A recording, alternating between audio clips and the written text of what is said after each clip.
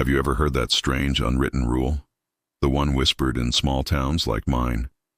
Never ever answer the door after midnight. We all thought it was just a silly old legend, something to scare the kids. Until last week. Now, I'm not so sure it's a legend at all. It all started with a simple, quiet knock, long after the rest of the world had gone to sleep. My town, Harmony Creek, is the kind of place where everyone knows everyone. We leave our doors unlocked during the day and wave to neighbors from our porches. It's quiet, peaceful, and predictable. That's why the first time it happened, I brushed it off. It was a Tuesday night, maybe 12:30 a.m. I was just about to drift off to sleep when I heard it. A soft, hesitant knock. Tap, tap, tap. Just 3 times. I lay there, my heart suddenly beating a little faster. Who could possibly be out at this hour? I figured it must be the wind playing tricks, a branch tapping against the wood.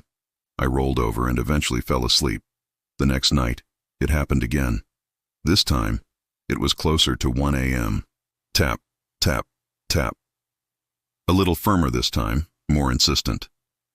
I got out of bed, my curiosity mixing with a growing sense of unease. I crept to the front door and peered through the peephole. Nothing. Just the empty moonlit street, the glow of the old lamppost casting long shadows. There was no car, no person, nothing. I checked the lock, made sure it was bolted, and went back to bed, my mind racing. Was I just imagining things? By the third night, I was on edge. I sat in my living room, the lights off, just waiting. Sure enough, at 1:15 a.m., the knocking started. Tap, tap, tap. My dog, Rusty, who usually sleeps like a log, shot up, a low growl rumbling in his chest.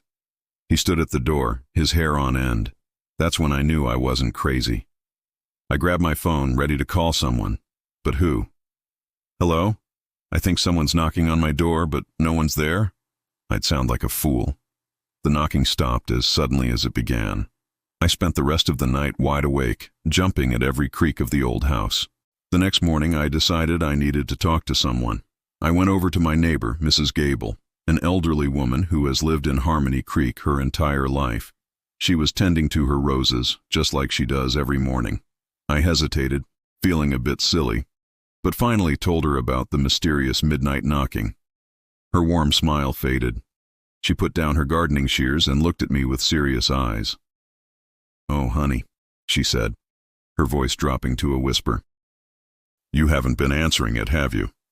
She invited me inside for tea and told me the story, the legend. Decades ago, she said, a traveler got lost in the woods just outside of town during a terrible storm. He wandered for days, finally stumbling into Harmony Creek late one night, desperate for shelter. He went from house to house, knocking, but it was after midnight, and in those days, people were wary of strangers after dark. No one answered. The next morning, they found him on the steps of the old town hall, having succumbed to the cold. Ever since, the legend says his lonely spirit wanders the town after midnight, knocking on doors, forever seeking the kindness he was never shown." Mrs. Gable looked me straight in the eye.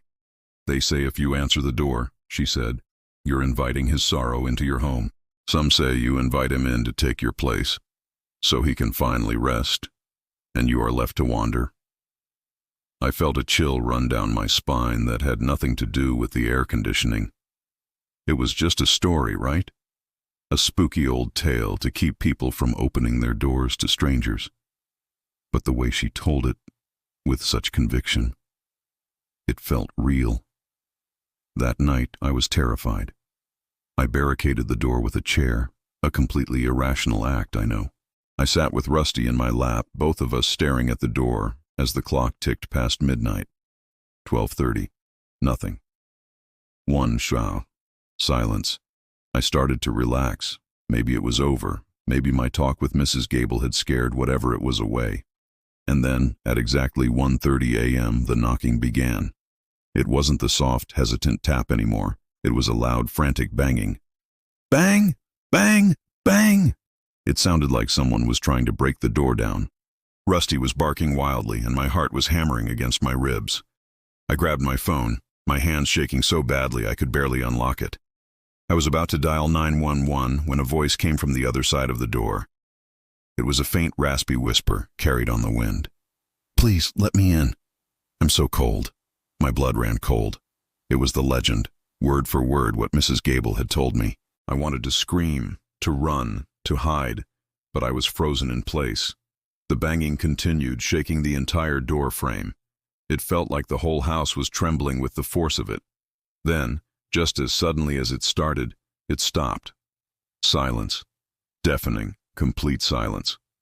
Even Rusty stopped barking, whining softly at my feet. I stayed there for what felt like an eternity, not moving a muscle, just listening.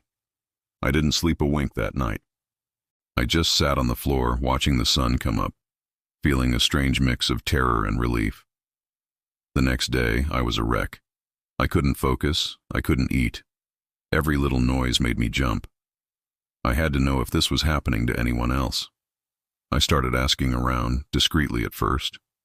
At the grocery store, the post office. Most people just gave me strange looks. But then I spoke to Tom, the young guy who runs the local hardware store. When I mentioned the knocking, he pulled me aside. His face was pale. "It's been happening at my house too," he whispered. "For the last 2 nights. My wife thinks I'm going crazy." We weren't alone.